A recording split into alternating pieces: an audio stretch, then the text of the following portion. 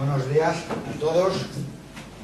Muchísimas gracias por venir aquí a esta salita, que además me mola.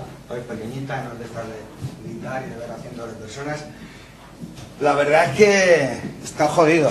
Después de la keynote de Sarachaga es complicado transmitir mucho más, porque ha sido, al menos desde mi punto de vista, espectacular.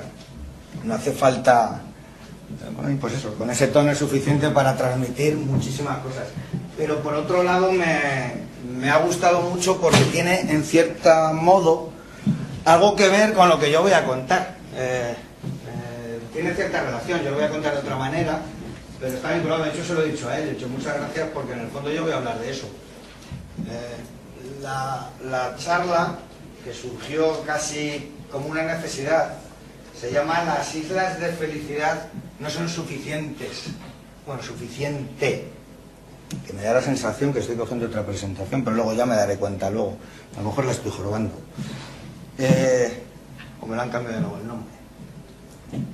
¿Esto por qué surge? Bueno, primero me voy a presentar, porque veo muchas caras conocidas, pero hay otra gente que dice, este tío ha empezado a hablar y no ha dicho quién es ni nada. Yo soy Guillermo Montoya, soy director, manager, es decir, arriba de la pirámide, o sea, jorobado, inútil, ese tipo de cosas. Y el año pasado di una charla aquí, que se llamaba, bueno, aquí en la casa, en Cáceres, que se llamaba La empresa que quiso hacerse ágil, en donde yo planteaba de alguna manera un cambio de paradigma que se estaba produciendo en la sociedad y que yo estoy convencido que se está produciendo un cambio de época. Y que eso de alguna manera estaba condicionándonos a los comportamientos que se estaban produciendo en el mundo. Desde entonces surgieron dos acontecimientos, tres, que me dijeron, o que me sugirieron la posibilidad de volverme a plantear el proponer una charla de ese tipo, más inspiracional, digamos, más general, no técnica, y que ha culminado en esto, y es que asistí a dos charlas de esta persona, Denis Plagin o Pluffin, como sea, en diciembre del año pasado y en marzo del año pasado, gestionando para la complejidad y la empresa sin management.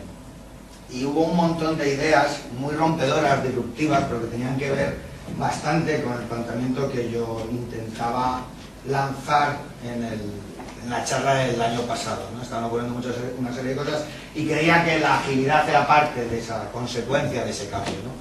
Pues esta persona planteaba un montón de cuestiones rupturistas sobre el management, que a mí me influyeron bastante y que de alguna manera consolidaron cosas que yo tenía en la cabeza y que nosotros dentro de la organización, dentro de la estamos intentando avanzar, y que tiene mucho que ver con el agilismo. Lo ha dicho Koldo, pero al final es una cuestión de valores. Él habla de libertad cuando, en vez de hablar de agilismo o de agilidad, pero en el fondo estamos hablando de cuestiones muy similares: pasión, motivación, ganas, sentido de servicio a la sociedad, una serie de elementos pues que al final están ahí, que forman parte de todo. Bueno, pues en esas dos charlas, este hombre, que es muy polémico, que no te deja indiferente, pero al que recomiendo escuchar y ver, sugirió que el mundo Agile había creado islas de felicidad, pero no había sabido llegar a las direcciones. Y se me quedó esa frase. Vivís en islas de felicidad, pero no habéis llegado a las direcciones porque la gestión del cambio no la habéis realizado adecuadamente. Y bueno, yo creo que lo hizo también un poco para mosquear a la gente y para generar un poco de debate, porque es su manera de plantear el debate, su debate sobre la importancia o no del management. Y creo que en el fondo tiene cierta razón. Entonces me decidí un poco a hablar de él, para que lo conozcáis un poco más. Entonces esta charla es un poco mezcla de todo, es una mezcla de cosas. Que además, pues, voy a intentar hacer un pequeño recorrido a lo que ha sido el management, desde el punto de vista general, pero como también iniciativas como la de INER, la que ha contado Koldo, se llevan dando desde hace muchos años, mucho más de lo que pensamos. Que en los años 70 ya había iniciativas de ese tipo. Y que había empresas que estaban cambiando, estaban rompiendo la pirámide del management. La pirámide típica de estratégico, táctico, operativo, el de arriba y el de abajo, donde no existía pirámide, y donde lo que existían eran colaboraciones y células colaborativas. Es decir, no estamos hablando de algo nuevo. Es decir, lo que nosotros estamos intentando extrapolar desde el equipo hacia la empresa es algo que en el mundo de la gestión se lleva intentando y cada vez más creciendo desde hace más de 50 años. Vamos a repasar solo algunos de esos nombres. Y también me gustaría hablar, ya que al final, como hacía años un tal Umbral lo hizo en televisión, pues de mi libro. Pues mi libro es de eso. Y en nuestra empresa estamos tratando de hacer cambios. Me ha hecho mucha ilusión ver que Coldo hablaba de cosas que nosotros estamos planteando internamente que parecen rupturistas y que lo lleva haciendo 30 o 40 años, con lo cual pues no es tan rupturista, simplemente hay que tener ganas de hacerlo. Y en nuestro caso, pues la parte positiva o la parte buena, en mi humilde aportación, es que bueno, pues somos la propia dirección la que hemos decidido dar ese paso. De alguna manera estamos desmontando el management desde arriba y eso a veces no es tan fácil. Es fácil contarlo, pero asumirlo es muy jorobado. O sea, darse cuenta de que uno puede cometer errores y que ha cometido errores y que a lo mejor hay una mejor manera de gestionar, aunque no haya sido mala la que has hecho, pero puede ser más satisfactoria para todos, es muy importante. Y eso también es ágil, es un pensamiento ágil. Entonces vamos a hacer un poco ese repaso, vamos a ir viendo algunas cosillas y ya irá surgiendo. Yo he dicho que no iba a hablar 30 minutos y me da la sensación de que me voy a pasar los 30 minutos. Pero bueno, ya veremos. También si en algún momento me queréis interrumpir, pues adelante, ahí queda. Podéis. Pero insisto, después de lo de Coldo, pues nada, uno intentará hacerlo lo mejor posible. Pero también ha sido muy inspiradora, la verdad es que sí. ¿Esto no funciona? Bien. Bueno, esto es una foto clásica, una cadena de montaje. La famosa frase de Ford sobre todo el mundo podrá elegir su coche mientras sea de color negro, y que de alguna manera sienta las bases de lo que es el sistema actual de empresa, ¿no? En el año 1911 Taylor, que veremos a continuación, lanza un manifiesto, una especie de principios científicos del management, que sienta las bases de lo que ha sido el management que ha sido durante 100 años. Con lo cual, joder, también es tiempo de cambiar, ¿no? Llevamos 100 años haciendo prácticamente lo mismo. Y en esos principios del management, de alguna manera, se produce en un momento en donde si cogemos una curva, hasta ese momento la complejidad de los negocios era muy alta porque era todo muy artesanal, era todo muy a medida, y llega un momento cuando se empieza a hacer todo genérico y a partir de líneas de montaje, la gestión se simplifica. Y eso más o menos empieza a producirse, esto es lo que se llama la bañera de esta gestión, y llega un momento, luego más adelante, en donde vuelve a darse complejidad, como es ahora, y que hablaremos luego, en donde la propia globalización vuelve a hacer complicada la propia gestión. Bueno, pues toda esta gestión nace hacia 1911, tal como lo entendemos ahora. Perdonad, pero esta no es la presentación. Ahora sí que me acabo de dar cuenta. Perdonad un momentito. Ahí. Es casi esta, pero no es esta. Ya sabéis que... A ver. Este es el típico... Este es el momento de pánico típico que uno sufre.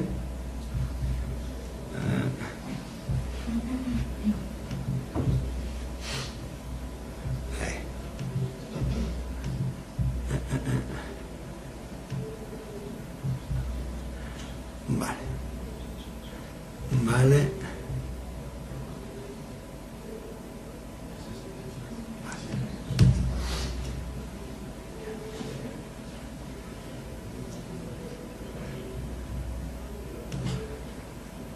Bueno, no es esta tampoco, pero bueno, luego saldré del paso. Saldré del paso. Estoy en un momento completamente de tensión absoluta. Me acabo de dar cuenta que faltan 50 páginas. Pero bueno, todo ya. Bien. Los mismos, así que adelante. El management nace oficialmente en el año 1911 con esta figura, Frederick Winslow Taylor, el Taylorismo. Taylorismo, de alguna manera, es el que establece la estructura de trabajo de ahora. Y es una estructura de trabajo que está fundamentalmente basada en dividir estas actividades, pensar y actuar. Los doers y los thinkers. Unos piensan y otros hacen. Los que piensan no hacen y los que hacen no piensan. Claro, ahí hay un pequeño problema y es que, pues evidentemente eso no es así, cada vez menos y cada vez la complejidad es mayor y por tanto cada vez la aportación de los que piensan y también hacen es más importante. Y a veces, desgraciadamente, la aportación de los que piensan y no hacen es cada vez menos. y eso también hay que cambiarlo. Entonces, en ese sentido, se establece esa gran diferencia entre managers y trabajadores. Evidentemente, dentro de esa bañera de Taylor, de esa curvita que yo he puesto, pues todo eso funciona relativamente bien, porque los sistemas no son complejos y esa separación se puede realizar. Esa separación, además, está reforzada por otra persona que en esa época enuncia los elementos fundamentales de la división funcional del trabajo y es la que genera la base de los departamentos, que es Henry Fayol, y que junto con Taylor sientan las bases de lo que lleva funcionando aparentemente decenas de años. Digo aparentemente porque todos somos conscientes que el sistema también aparentemente, aunque yo creo que con más visos de realizar, está literalmente agotado, porque la complejidad es completamente distinta. Para ello, además, se generan múltiples técnicas, las visiones, planificaciones a largo plazo, visiones estratégicas. ¿Quién oye hablar ya de un plan a 5 años, de un plan estratégico a 5 años? Esas cosas ya prácticamente no existen. Me fío de los 6 próximos meses y a lo mejor ni eso, ¿no? Entonces, en ese sentido, esas bases han ido funcionando, pero cada vez menos. Y en paralelo hay una serie de personas que han ido también cada vez más aportando una serie de elementos que han ido penetrando y que nos han ido ayudando a enumerar cada vez más nuevas formas de afrontar la gestión y que han ido tomando forma y que no vienen de ahora, sino que ya hace 40, 50, 70 años se plantean como un reto. La propia participación de las personas, la propia importancia de las personas dentro de ese proceso, que se hace fundamental dentro de la organización. Esa persona es Douglas MacGregor. ¿Alguien sabe, que no haya ido a ver a Nietzsche, ni que se me conozca, cuál es la aportación fundamental de Douglas MacGregor? Bueno, también lo podéis decir los que lo conozcáis. Douglas MacGregor lo que comenta, lo que nos dice, es en una de sus documentos más importantes, que es las personas en las empresas, que las personas pueden encasillarse bajo la teoría X o bajo la teoría Y, o de alguna manera nosotros generalmente interpretamos que el otro entra en la categoría X, pero cuando yo me tengo que analizar, me considero de la categoría Y. ¿Y qué es la categoría X y la categoría Y? Pues la X es la persona que en teoría no tiene actitud frente al trabajo, que tienen que empujarle, que en el fondo no está motivado, que necesita algún tipo de estímulo extrínseco para poder realizar su trabajo. Mientras la teoría Y habla de una actitud proactiva, donde no hace falta que me dirijan, donde yo estoy automotivado, donde soy creativo. Pues no suena lo que ha dicho Kondo, en el que en fondo hemos estado condicionando y que hemos obligado a pensar que hay X e Y, pero en el fondo todos somos Y, si en realidad ponemos las condiciones adecuadas, o prácticamente casi todos somos Y. Nosotros en Deiser hemos sufrido eso. Yo he considerado como X durante 2 años a una persona que era Y. Y durante 2 años he pensado que esa persona pues no estaba motivada, no tenía, no, simplemente estaba cometiendo un error de sesgo. Esa persona ahora es probablemente una de las 4 personas más motivadas de la empresa. Es la misma persona, la misma que yo pensaba hace 2 años que era Y, digo X en todos los aspectos. Es un elemento fundamental también que cada vez más empieza a tenerse en cuenta y que ha culminado una serie de movimientos que luego comentaré.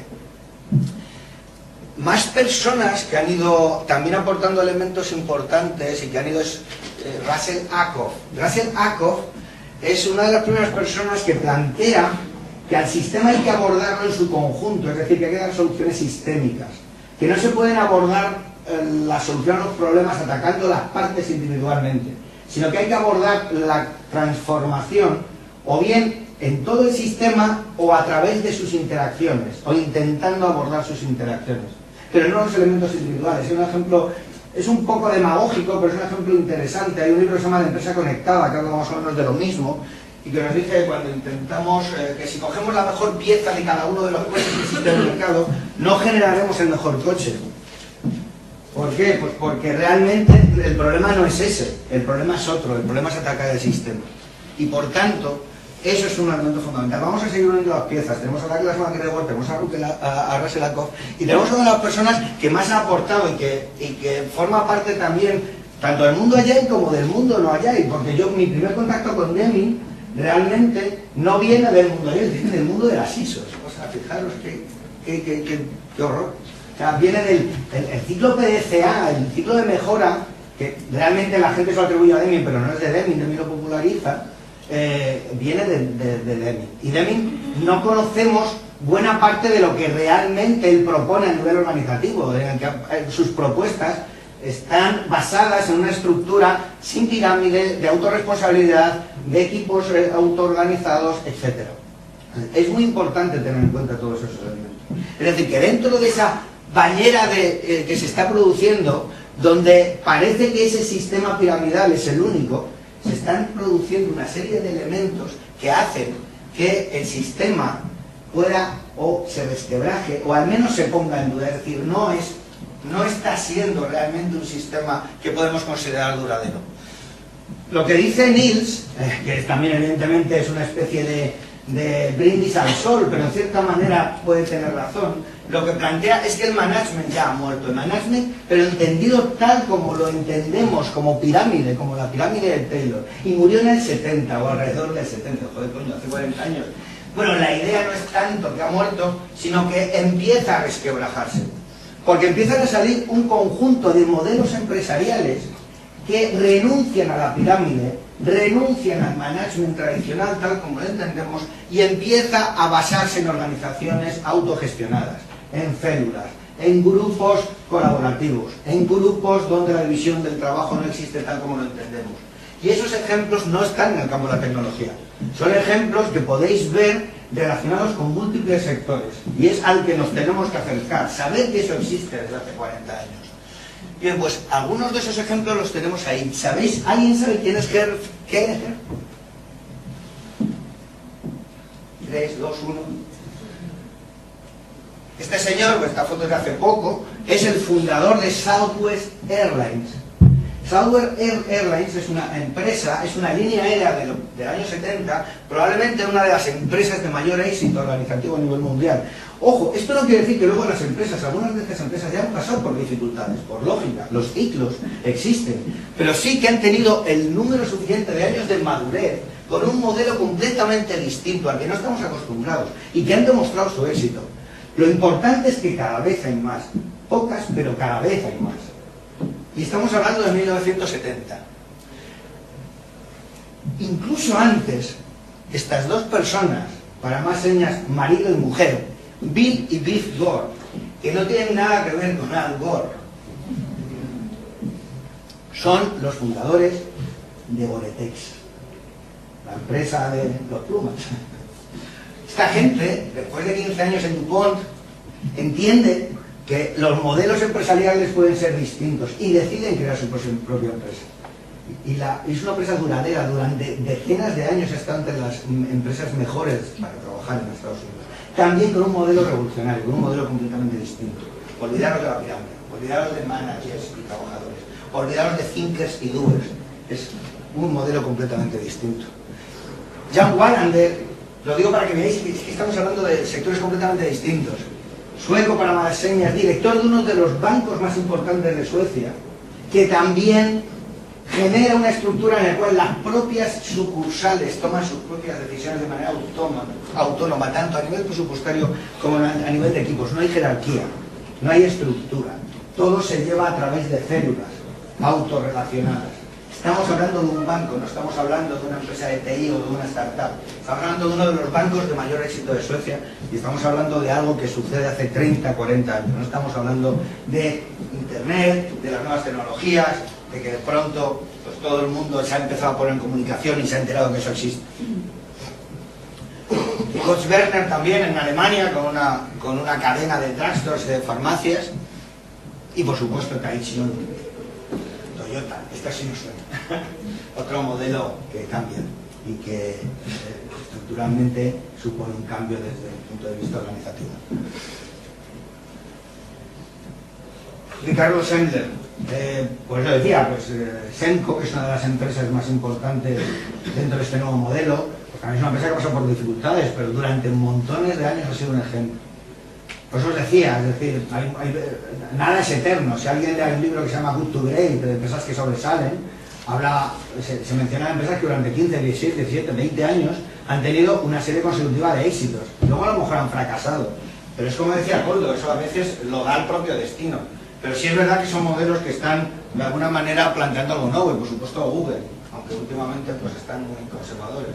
Los hombres acaban de eliminar el famoso 20%, hace relativamente poco. Eso también demuestra que a veces las organizaciones a crecer se esclerotizan un poco, ¿no? Y hay que tener una cierta ganas de seguir cambiando las cosas. Yo siempre digo que los elementos fundamentales de todo esto, más adelante se produce un elemento fundamental que yo creo que acelera todo, porque todo esto que estamos viendo son elementos que se han ido produciendo hace 30, 40, 50 años, y hay un momento en que todo se acelera, todo empieza a ir más rápido. Evidentemente todo llega con Internet y con la aparición de las redes para poder comunicar y para poder acelerar esa transmisión, esos ejemplos, esas nuevas empresas que están saliendo.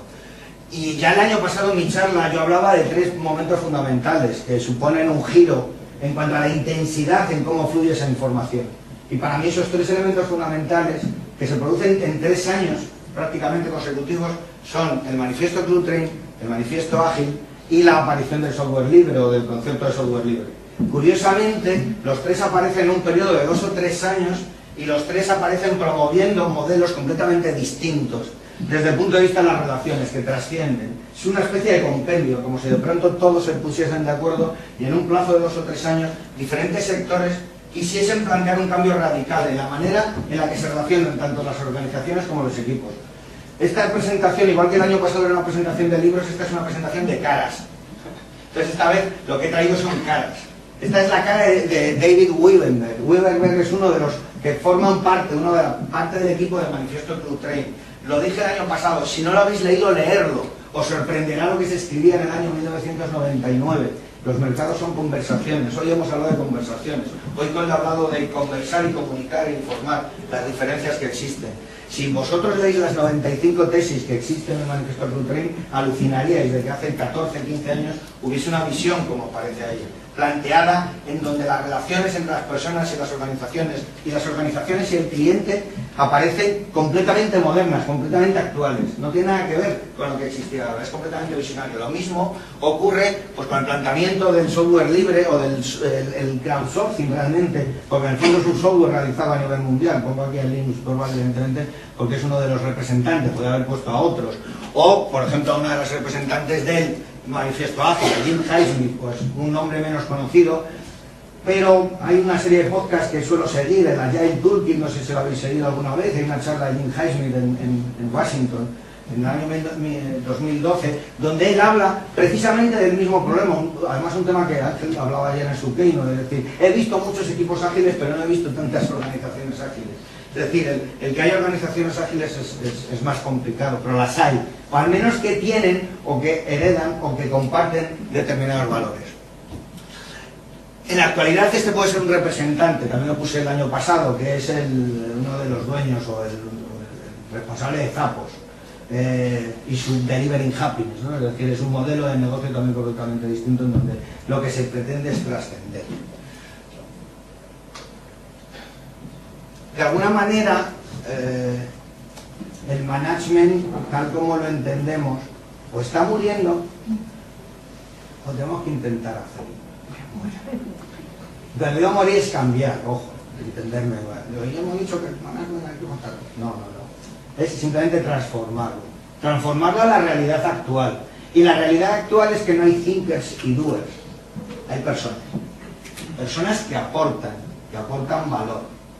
Personas que son capaces de colaborar y dar un valor tremendo si se les dan las capacidades adecuadas, la creatividad, los medios, como comentaba Koldo. el darle esa información que necesita. Uno de los movimientos que a mí me ha llamado la atención es STOS. STOS es un movimiento donde se reúnen 21 personas en 2012 en una localidad suiza que se llama STOS, y donde de alguna manera lo que pretenden, o al menos desde mi punto de vista entiendo, es plantear una nueva manera de gestionar, de management, de dirigir las organizaciones. Lo que me atrae como responsable de empresa es que está orientado a eso, a crear un nuevo modelo organizativo, pero que también tiene que ver con los cambios de la sociedad. Yo es algo que desde el punto de vista de mi rol como responsable de una organización siempre tengo presente, el intentar que la organización trascienda y tenga un papel que vaya más allá de dar unos resultados, de pagar unas nóminas y de intentar pervivir en el tiempo. Todo eso es muy importante, pero cada día tengo más claro que la empresa tiene que cumplir un rol social dentro de la sociedad, un rol que va mucho más allá al hecho de ganar dinero. Como decía, y además, por eso decía que muchas frases con las que estoy de acuerdo. Hay que ganar dinero, pero también importa cómo hay que ganar, cómo se gana ese dinero. Nosotros estamos haciendo algunas cosillas que a veces pueden ser temas puramente comerciales, pero lo hacemos porque nos apetece, porque creemos que eso es bueno. El hecho de que puedas hacer una venta y a partir de ahí puedas hacer un microcrédito, por ejemplo, a un sitio del tercer mundo, simplemente por el hecho de que puedes hacerlo, creo que es parte de la sociedad. Es como la persona que decide darse de alta en una ONG y pagar todos los meses 15, 20, 30, 40 euros porque entiende que puede ayudar con ello. Ello es mucho más, como decíamos, de ir a Colombia. Pues creo que las empresas también debemos de ser tan humanas como para eso. Bien, pues yo entiendo que STOS de alguna manera pretende eso. Y hay una serie de figuras dentro de STOS que destacan sobre las demás. Voy a saltarme algunas, porque ya las conocemos, pero yo fundamentalmente indicaría 3, 4, sobre todo.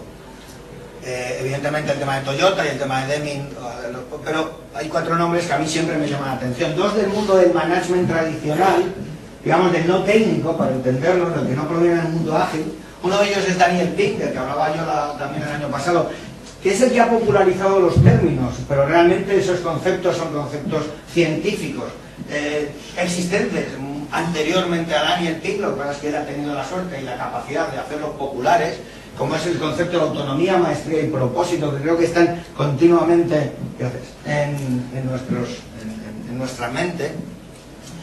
Steve Denning, cuyo concepto fundamental es el Radical Management. Os recomiendo que veáis la charla que hizo vía satélite en el STOS Connect del año pasado, de febrero, al que desgraciadamente no pude ir porque me dio una leche justo el día anterior de irme a Ámsterdam y me lo perdí, y lo tuve que verlo vía streaming, en donde también su propuesta tiene mucho que ver con todo lo que estamos hablando en estos días, en las keynotes, etcétera. Simplemente leerlo, no voy a entrar en detalle porque ya me empieza a quedar poco tiempo, pero hablar de algunas cosillas más. Y Jürgen Apelo, asociado al concepto de Management 3.0, en este caso ya estamos hablando de una persona mucho más ligada al mundo técnico, y Nils Cleffin, cuyo concepto básico es el concepto de Betacodex, en el que más o menos la idea es que las organizaciones actuales son organizaciones tipo alfa, donde en realidad existe una pirámide en donde la información fluye de arriba a abajo, mientras que lo que propone son una especie de células, una especie de estructura en forma de melocotón de lo que es la organización, en donde cada una de las partes, cada una de las capas, indistintamente piensan y actúan. Es decir, el thinker y el doer dejan de ser 2 elementos distintos y forman parte de un único módulo, una única célula que interactúa. Es decir, la pirámide desaparece y por tanto lo que nos encontramos es con una estructura más parecida a esa. La interacción de una serie de grupos que colaboran sin que exista una dirección concreta. Algo que no nos debe de extrañar porque lo hemos visto hace 1 hora y media en las estructuras que Collo ha mostrado de algunas de las organizaciones. Lo cual en cierto modo me ha ayudado, porque no diga, este tío está flipando. Pues no, se puede hacer, no digo que sea fácil, ojo, pero es verdad que lo que hemos asistido es a la posibilidad de su existencia. Y eso es algo que nos debe de dar la pista que es viable. No sé si habéis visto el anuncio de Wacky TV, que habla del estilo de Fosbury. El estilo de Fosbury el de saltar hacia atrás, se nació en México en el 68, ni Dios había saltado hacia atrás la altura hasta ese momento. Y la gente flipó, porque todo el mundo saltaba o con tijereta, o sea, esto de así, bueno, me caigo, me mato, o rodillo ventral, que era el de saltarlo por encima. Y de pronto un tío que se llama Dick Fosbury se lanza y hacia atrás no solo salta, no solo pasa la barrera, sino que gana. Entonces, las cosas al final hay que intentarlas, porque la mayoría son mucho más posibles de lo que creemos. Simplemente no nos atrevemos a realizarlas, por miedos o por obstáculos o por restricciones.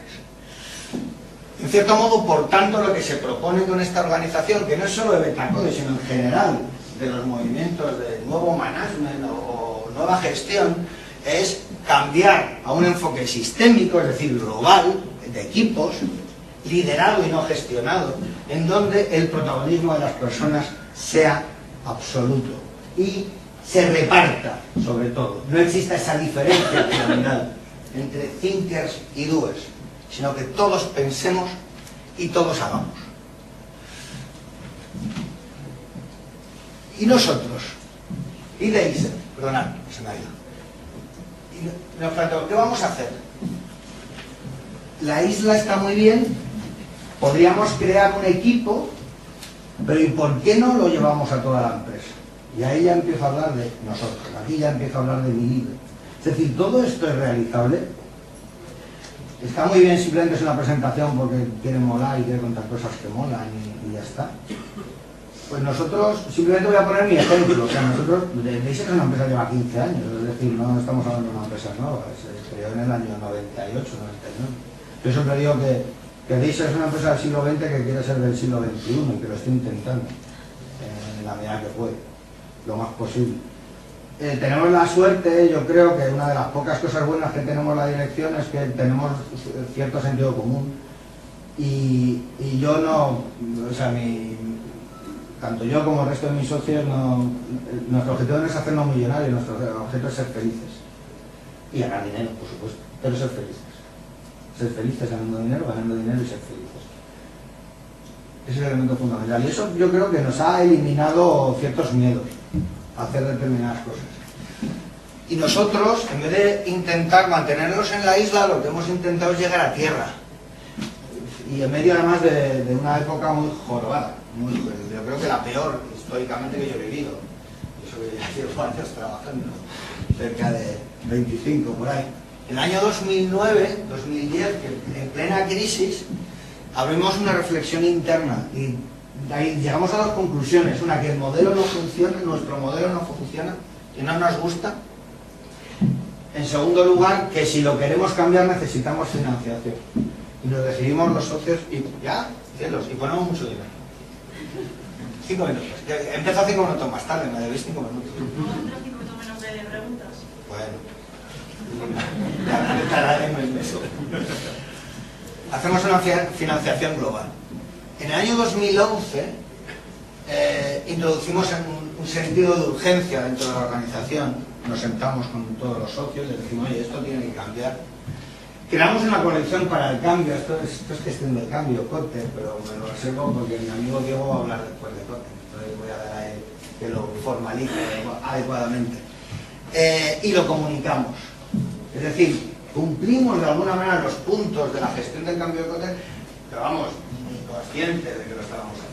No creáis de que esto, no, es que voy a demostrar, no, simplemente nos dábamos cuenta, luego me he dado cuenta que el sentido común nos estaba dando los mismos pasos sin quererlo para poder obtener lo que queríamos, que era un cambio organizativo. Lo comunicamos y tratamos de empezar a meter cambio. En el año 2012 cambiamos toda la orientación de la empresa y la orientamos a producto y a servicio especializado. Invertimos y perdemos dinero. Es decir, por un lado gastamos para poder hacer eso. Y antes se lo decía a Xavi Albaladejo, uno de los éxitos que tuvimos es que no nos pusimos nerviosos cuando no llegaban los resultados. Es decir, nosotros empezamos a dedicar tiempo y esfuerzo. Es muy complicado para una empresa pequeña como nosotros hacer eso, es entenderlo, el contexto, entender lo que los socios tenemos, las casas avaladas, nos estamos jugando todo y que tenemos la sangre fría de decir, no están llegando los resultados, pero van a llegar. No están llegando los resultados, pero van a llegar. Es decir, cambiamos y hacemos esa inversión.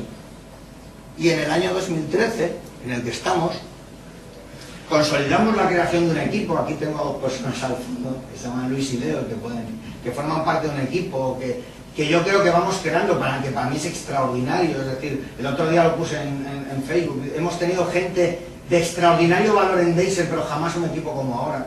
Y es cierto, creo que jamás hemos tenido un equipo como ahora. Por encima de las individualidades es un equipo. Y empezamos a reducir la pirámide de gestión. Es decir, empezamos a darnos cuenta que los gerentes, en parte de nuestro tiempo sobra. Y darse cuenta de uno de eso es muy jorobado. Es decir, es que haciendo el 70% de lo que hago, los resultados son los mismos. Y entramos en un nuevo periodo de reflexión y empezamos a replantear, dar un nuevo paso a la empresa para seguir reduciendo esa pirámide, porque nos empezamos a dar cuenta que la gestión que nosotros realizamos se puede hacer en mucho menos tiempo y dar los mismos resultados.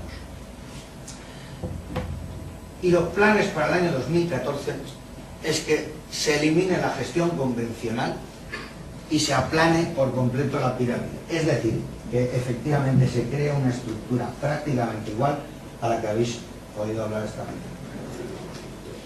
¿Se va a hacer? Simplemente os digo que el 2013 de estos últimos 5 años ha sido el mejor. Y eso quiere decir algo. En un año hemos podido absorber toda la pérdida e inversión de los 3 anteriores, tomando una serie de decisiones de enorme riesgo y que generalmente están en contra de lo que uno entendería de lo que es el management tradicional. Y en cambio ha funcionado. También es verdad que ha funcionado por las personas. Y no tengo nada más que decir.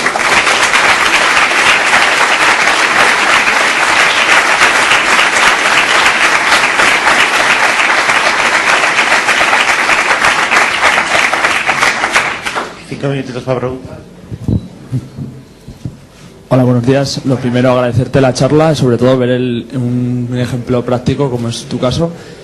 Mi pregunta iba en la línea, como tú comentas, veo que es, como dices tú, es sencillo hacer este cambio cuando se afronta desde arriba, o sea, cuando la propia gestión afronta ese cambio.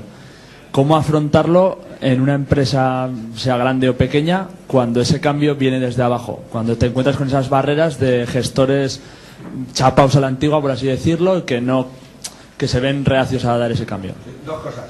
A pesar de que se haga desde arriba, no es nada sencillo. Y si habéis leído, me han faltado otras cosas. O sea, he jugado con una presentación que no tiene nada que ver con la que yo os quería de hecho, apareció un libro de Kotter, que probablemente se comentará, que es este iceberg se derrite. Es un cuento y ahí aparece una figura que se llama Alice. Alice es la persona fundamental del libro. Alice es la persona que pone en contacto a quien se da cuenta de que hay un problema con la dirección. Es el intermediario. Tienes que buscar a Alice dentro de la empresa. Hay una serie de personas y una serie de elementos de transmisión que son los que te van a ayudar al éxito.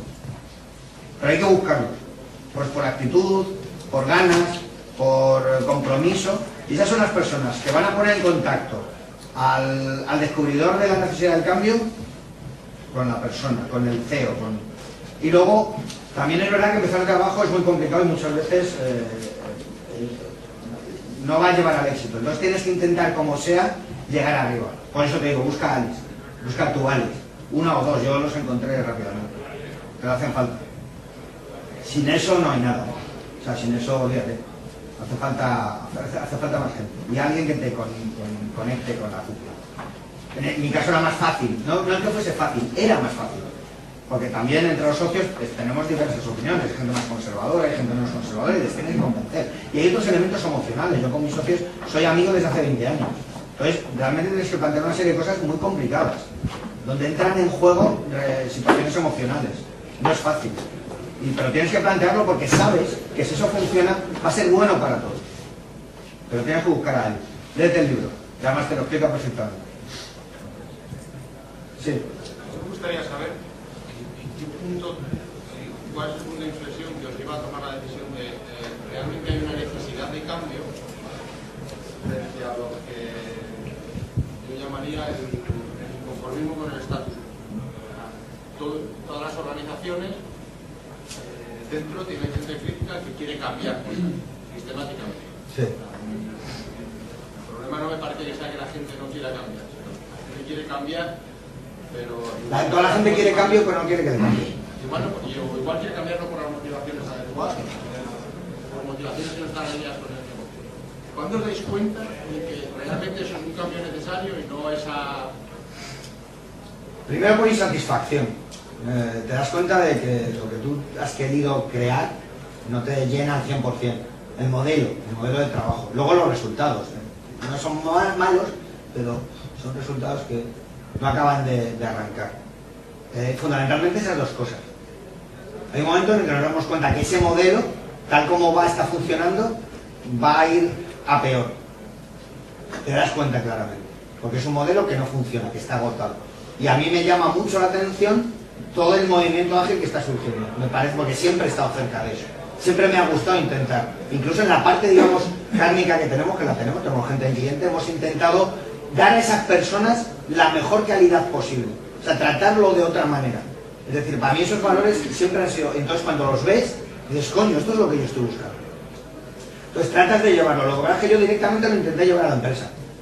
Porque la empresa es tan pequeña, desde el punto de vista de las capas, siempre tengo pocas capas. Ahora, yo quiero que no tenga ninguna. Pero siempre tengo tan pocas que, claro, a poco que lo intentes implantar, te sale toda la empresa. De hecho, los dailies los hacemos globales. O sea, yo el daily lo aprovecho para comunicar. Es la parte de que juego de gestión del cambio. Comunico, porque comunico todos los días con mi gente. Todos los días cuento lo que hago. Pero además empiezo yo a contarlo. Además, creo que lo dije el año pasado. El primero que habla soy yo. Y el primero que cuenta las cosas soy yo. Y el primero que le digo, oye, si queréis saber lo que nos hace falta para que este año demos beneficio, ir a la pizarra y ver lo sabéis vosotros, hay una pizarra donde aparece un número. Ese número es el que tenemos que llegar al final. Si ese número acaba en cero, cojonudo. Si no acaba en cero, mal. Entonces, es un poco una suma de eso. Y perdonad porque me he ido de debate. Bueno, has dicho durante la presentación, ¿cuántos sois? Bueno, lo que es la empresa 40 y pico, pero lo que es estar puro día a día 20. Lo que es estar todos los días en la oficina. Bueno, mucha gente. En cualquier caso es complicado. O sea, por eso cuando me habla Coldo de 500 me parece flipante. O sea, es como mi ídolo. el que sea capaz de conseguirlo con 500 personas. O sea, para mí es un ejemplo de que se puede hacer. Insisto, no es fácil, pero se puede hacer. ¿Sí? ¿Cómo notas o crees que notas si es ese modelo distinto organizacional? Claro, dímelo tú. No, vamos a ver. ¿Podrías llevarlo desde vuestro punto de vista? Yo creo que bien. Yo creo que somos sobre todo sinceros. Intentamos ser sinceros y honestos. Nosotros ahora mismo tenemos un caso de una empresa muy grande, que está empeñada en que presentemos una RFP y nosotros no queremos. ¿Por qué? Porque es que creemos que ese proyecto es fallido. O sea, es que estamos convencidos. Yo mandé un email con 17 puntos diciendo por qué nos presentamos y nos convocaron para ir allí a explicárselo. No, no, que queremos. Yo pensé que va a salir mal. Entonces, leo en un curso y dije, no, joder, es que criticas el producto. Es que es cierto, es que el producto tiene fallos. Entonces, si no lo cuentas, si partes de que no eres transparente y no eres honesto, eso no va a funcionar. Y eso la mayoría de clientes lo acaban percibiendo. Aunque sea un poquito, lo acaban percibiendo, esa parte de honestidad, esa parte de... Y habrá alguno porque tendrá problemas, pero yo creo que si eres capaz de mantener esa línea, al final eso acaba funcionando. Acaba funcionando el 90% de las veces y eso me vale. Gracias, Guillermo. Gracias.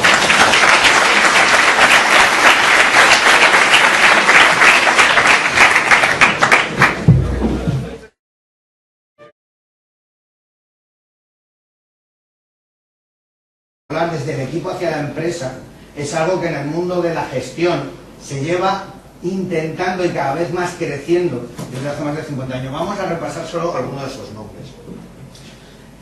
Y también me gustaría hablar, ya que al final, como hacía años un tal Umbral lo hizo en televisión, pues de mi libro. Pues mi libro es eso. Y en nuestra empresa estamos tratando de hacer cambios. Me ha hecho mucha ilusión ver que Coldo hablaba de cosas que nosotros estamos planteando internamente que parecen rupturistas y que lo lleva haciendo 30 o 40 años, con lo cual pues no es tan rupturista, simplemente hay que tener ganas de hacerlo. Y en nuestro caso, pues la parte positiva o la parte buena de mi humilde aportación es que, bueno, pues somos la propia dirección la que hemos decidido dar ese paso.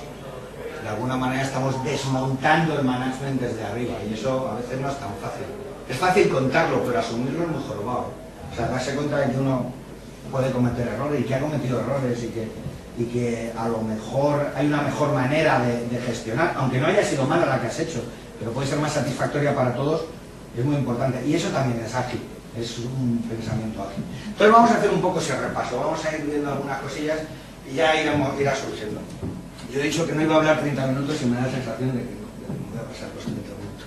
Pero bueno, ya veremos. También si en algún momento me queréis interrumpir, pues adelante, ahí queda. Podéis. Pero insisto, después de lo de Koldo, pues nada, uno intentará hacerlo lo mejor posible.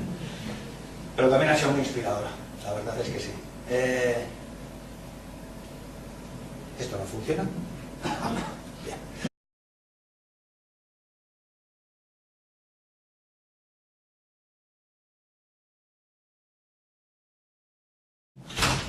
Buenos días a todos. Muchísimas gracias por venir aquí a esta salita, que además me mola. Es pequeñita, no es de estar de gritar y de ver a cientos de personas. La verdad es que está jodido. Después de la keynote de Sarachaga es complicado transmitir mucho más, porque ha sido, al menos desde mi punto de vista, espectacular. No hace falta, pues eso, con ese tono es suficiente para transmitir muchísimas cosas. Pero por otro lado me ha gustado mucho porque tiene, en cierto modo, algo que ver con lo que yo voy a contar. Tiene cierta relación, yo lo voy a contar de otra manera, pero está vinculado. De hecho se lo he dicho a él, he dicho muchas gracias porque en el fondo yo voy a hablar de eso. La charla, que surgió casi como una necesidad, se llama Las islas de felicidad no son suficientes. Bueno, suficiente, que me da la sensación que estoy cogiendo otra presentación, pero luego ya me daré cuenta luego. A lo mejor la estoy jorobando. O me lo han cambiado de nuevo el nombre. ¿Esto por qué surge? Bueno, primero me voy a presentar, porque veo muchas caras conocidas, pero hay otra gente que dice, este tío ha empezado a hablar y no ha dicho quién es ni nada.